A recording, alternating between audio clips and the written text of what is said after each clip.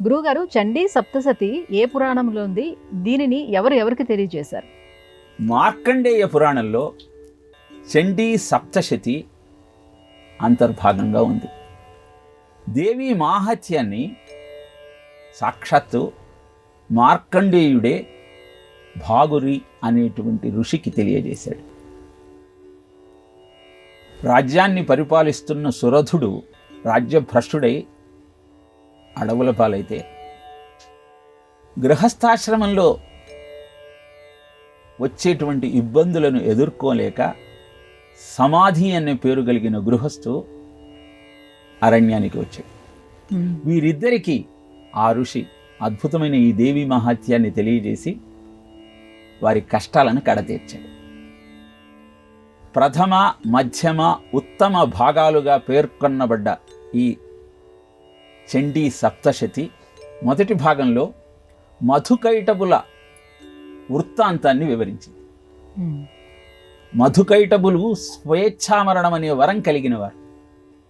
వారిని ఎలా వధించాలో తెలియక శ్రీ మహావిష్ణువు ఆలోచనా మగ్నుడైనప్పుడు జగన్మాత మధుకైటబులలో అహంకారాన్ని ప్రబలేటట్టుగా వారి ఆలోచన విధానాన్ని మార్చి వారే శ్రీమన్నారాయణుని ఏం వరం కావాలో కోరుకోమనే విధంగా ప్రేరేపించింది. వరం కోరుకోమని మధుకైటబులు శ్రీమన్నారాయణుని అడగగానే, నా చేతిలో మీరు మరణించండి అంటూ వరాన్ని కోరుకున్నాడు శ్రీ మహావిష్ణువు 10,000 సంవత్సరాల యుద్ధం తరువాత. అలా మధుకైటబులను శ్రీ మహావిష్ణువు వధించిన వృత్తాంతం ప్రథమ భాగంలో చెప్పబడితే, మహిషాసుర మర్దన వృత్తాంతాన్ని మధ్యమ భాగంలో తెలియజేయటం జరిగింది. అనంతరము 5వ అధ్యాయం నుంచి 13వ అధ్యాయం దాకా శుంభ నిశుంభుల వధను పేర్కొనటం జరిగింది.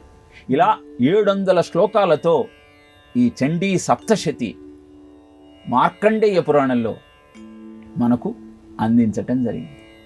నిజానికి మధుకైటబులు, శుంభ నిశుంభులు ఎక్కడో లేరు. అహంకార మమకారాలే శుంభ నిశుంభులు, జంట రాక్షసులు. అవే తమో రజోగుణాలు. మహిషాసురుడు అక్కడే కదా అన్నటువంటి ఆలోచన కలుగుతుంది. మహిషము తమోగుణానికి, అసురత్వము రజోగుణానికి చిహ్నం. ఇలా తమో రజోగుణాలను రెండింటిని జయించి సత్వగుణమైనటువంటి దేవతా ప్రవృత్తిని ఉత్పన్నం చేసుకొని ఆ జగన్మాత కరుణను పొందేటువంటి విధి విధానాన్ని తెలియజేసేదే చండీ సప్తశతి. దేవీ మహత్యంగా అభివర్ణింపబడినటువంటి ఈ అద్భుతమైనటువంటి విజ్ఞానము మార్కండేయ పురాణంలో మనకు సిద్ధిస్తూ ఉంది. కనుక చండీ ఆరాధనలో ప్రతినిత్యము చండీ సప్తశతిని పారాయణ చేయటం అద్భుతమైన ప్రయోజనాన్ని అందించేటువంటి సాధన.